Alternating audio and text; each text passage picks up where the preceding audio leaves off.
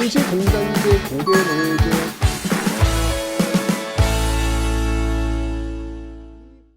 어쨌건 문은 열렸어요. 자, 문은 열리니까 자, 이거 어떻게 해야 되느냐? 어떻게 해야 되느냐?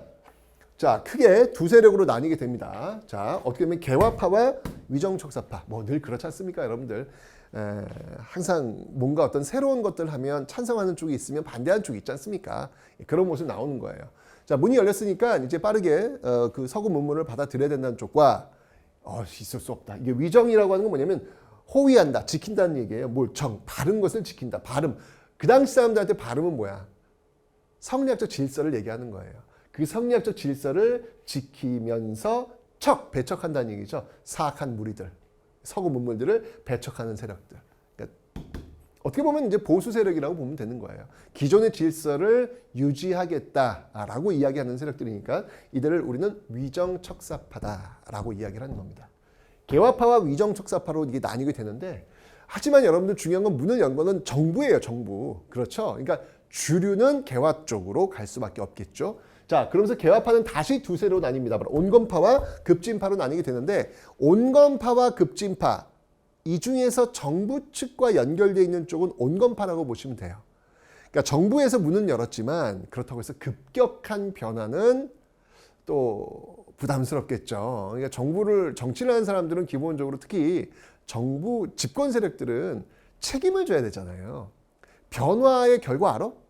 몰라요. 모르니까 조금씩 변화시키면서 그 결과를 보면서 갈 수밖에 없다고요. 책임을 져야 되기 때문에. 그죠? 집권 세력들은 그게 늘 모습이에요.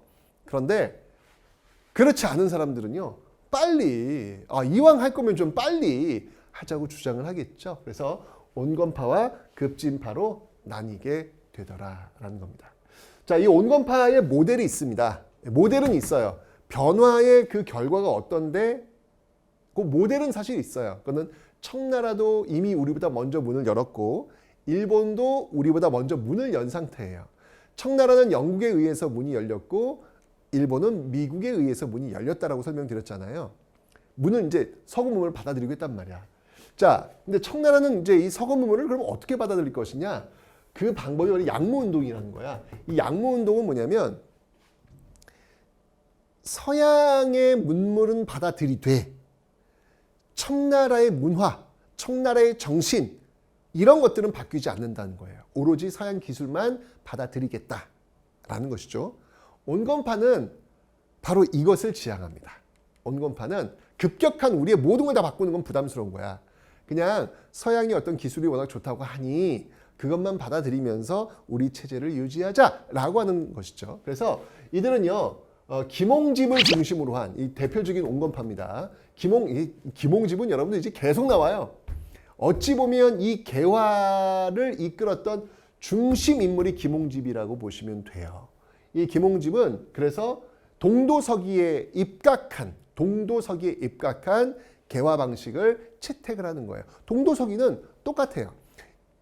청나라 그 양무운동의 정신이 뭐냐면 중체서용입니다. 그러니까 중국의 몸은 그대로 있고 서양의 기술만 받아들인다. 아까 제가 설명드렸잖아요. 이건 중체서용이라고 하는데 이거와 똑같은 방식으로 우리는 동도서기다. 그러니까 동쪽의 우리나라죠. 동쪽의 정신은 그대로 있고 서양의 기술만 받아들인다. 여기에 입각해가지고 이 개화파가 전국을 이끌어 나가게 되는 겁니다. 반면에 급진파는요, 아까 제가 빨리빨리 설명드렸죠. 이거는 일본의 메이지 유신을 모델로 삼고 있어요. 일본의 메이지 유신은 뭐예요, 여러분들? 일본의 메이지 유신은 정말 싹 바꾼 거죠. 일본의 문화조차도 싹 바꾼 겁니다. 그러니까 서양의 어떤 기술만 받는 게 아니라 일본의 문화조차도 싹 바꿔버린 것이죠. 이렇게 되면서 여러분들 일본 사무라이 시대가 끝난 거예요. 이제까지 쭉 내려왔던 그 사무라이 시대가 끝나버리게 되는 게 급격한 변화가 온 게 이 메이지 유신이라는 거거든요.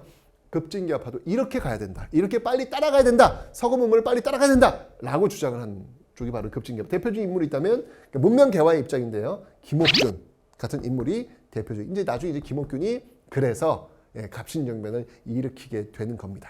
어쨌건 이런 어떤 모습들이 있다는 걸 일단 염두해 주세요. 문이 열렸고 이렇게 온건파와 급진파로 나뉘게 되는 모습들이 있구나라는 걸 보시면 되겠습니다.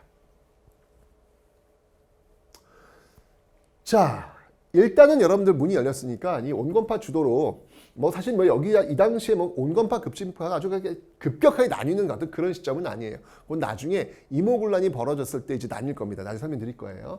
어쩌면 이 개화파들이 개화 정책을 이끌어 나가려면 본부가 필요할 거 아니에요. 그 본부. 그 본부를 뭘로 만들었냐면 바로 통리기무아문이라는 걸 만듭니다. 통리기무아문. 그 밑에 이제 이 통리기무아문 밑에 이제 이걸 실행할 수 있는 부처를 12개를 만들어요. 그래서 12사.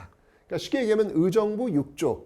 의정부의 어떤 그 기능들을 실행하기 위해 6조가 6개의 그 부처가 만들어지잖아요. 그런 것처럼 12개의 부처를 만든 거예요. 통리기무아문 12사. 자, 여기서 이제 이 개화 정책을 이제 컨트롤을 하게 됩니다. 자, 가장 중요한 게 뭐냐면 그래요. 지금 동도석이니까 서양의 기술을 받아들여야 되는데 서양의 기술 중에 가장 중요한 게 뭐냐면 바로 군사 기술이에요. 군대예요. 무기예요. 이게 너무 뛰어난 거야. 우린 당해봤잖아. 병인양요 신명에서 완벽히 깨지는 걸 봤단 말이에요. 서양의 무기가 얼마나 대단한지를 안단 말이에요. 서양의 군대가 얼마나 센지를 안단 말이에요. 그 잘 나가는 중국조차도 무너뜨렸단 말이에요. 그러니까 우리도 서양 스타일의 군대가 필요하겠다라고 해서 군대를 만듭니다. 자, 그 신식 군대의 이름이 바로 별기군이에요. 특별한, 스페셜한 기계를 가지고 싸우는 군대. 느낌 오잖아요, 여러분들. 그죠? 그래서 별기군을 만들게 되는데, 근데 이 별기군을 지휘할 수 있는 훈련을 해야 될 거 아니에요. 그냥 뭐 이렇게 무기만 있다고 되는 게 아니지 않습니까? 그 훈련을 담당하는 사람이 바로 일본인이에요. 요게 이제 나중에 또 문제가 돼요. 그러니까 새로운 문화가 들어왔는데 그 문화를 훈련시키는 사람이 일본이라고요. 요게 이제 나중에 또 민족적 감정과 부딪히게 되면서 문제가 될 겁니다. 자, 이러면서 자, 여러분 기억납니까? 조선의 군대 임진왜란을 기점으로 해서 중앙군이 5위 체제에서 5군영 체제로 바뀌게 되더라. 임진왜란 과정에서 바로 훈련 도감을 필두로 해서 숙종 때 금위원까지 5개의 군영이 만들어지더라 라고 설명을 드렸습니다. 이걸 5군영이라고 하는데 이제 이 시점 되면 그 5군영이 구식군대가 되는 거예요. 신식군대 별기군이 만들어지면서 조선 후기를 이끌었던 그 5군영이 구식군대가 돼버린 것이지. 이 5군영을 신식군대가 만들어졌으니까 어떻게 해야 돼? 네, 감축 들어가는 거예요. 감축. 여기 군대가 있으니까 결과적으로는 구식군대를 이거는 짜부러뜨려야 될 거 아니에요. 신식군대를 늘려야 될 거 아니에요. 그죠? 그래서 이 5군영을 2영으로 줄이게 되는 것이죠. 그럼 이제 여기서 이제 사실 이 5군영은 직업군인들. 직업군인들인데 이렇게 지금 일자리를 잃게 되는 거예요. 정리해고가 되는 것이죠. 쉽게 얘기하면 이런 일들이 벌어지겠네요. 오케이, 일단 기억해 두세요. 자, 통리기무아문이 바로 이러한 개혁 정책을 펼치고 있고요. 그다음, 자, 군대 만들었고 또 중요한 건 뭐냐면 지금 외국의 문물 받아들이자면 그럼 어떻게 해야 돼요? 외국어를 가봐야지. 가서 세상이 지금 어떻게 돌아가는지를 봐야 될 거 아니야. 그래서 외국의 사절단을 많이 보내게 됩니다. 자, 먼저 청나라에는요 영선사를 파견합니다. 영선사를 파견한 가장 중요한 건 뭐냐면 동도석이란 말이에요. 동도석이. 그래서 서양의 무기 체계를 보고 배워 오기 위해서 만든 것입니다. 실제로 영선사로 갔다 와서 이제 만든 근대식 그 시설이 기기창이라는 곳이에요. 말 그대로 무기 만드는 창고예요. 청나라 영선사 기기창 기억하시고요. 그 다음에 일본에도 파견하죠. 자, 일본에 파견된 그 사절단을 우리는 수신사라고 합니다. 자, 여러분들 기억해 두세요. 수신사 이전에 있었던, 그러니까 강화도 조약 이전에 일본에 파견된 사절단을 우리는 뭐라고 했죠? 네, 통신사라고 했습니다. 여러분 기억나요? 기유약조, 광해군 때 체결했던 그 기유약조에 의해서 일본과 수교가 다시 이루어집니다. 임진왜란으로 수교가 끊겼었는데 회답 겸 세환사를 보내가지고 포로 데려오면서 광해군 정부에서 기유약조를 통해서 다시 일본과 수교를 체결하게 되었다라고 설명을 드렸어요. 통신사의 어떤 그 모습은 뭐였냐면 그러니까 중국의 문화가 우리 한반도를 거쳐가지고 조선을 거쳐가지고 일본에 전달해주는 그런 역할들을 했단 말이에요. 일본과의 교류에서. 그런데 강화도 조약 이후에는요 통신사가 아니라 수신사입니다. 수신사는요, 통신사가 중국, 조선, 일본으로 문화의 방향이 간다면 수신사는 거꾸로예요.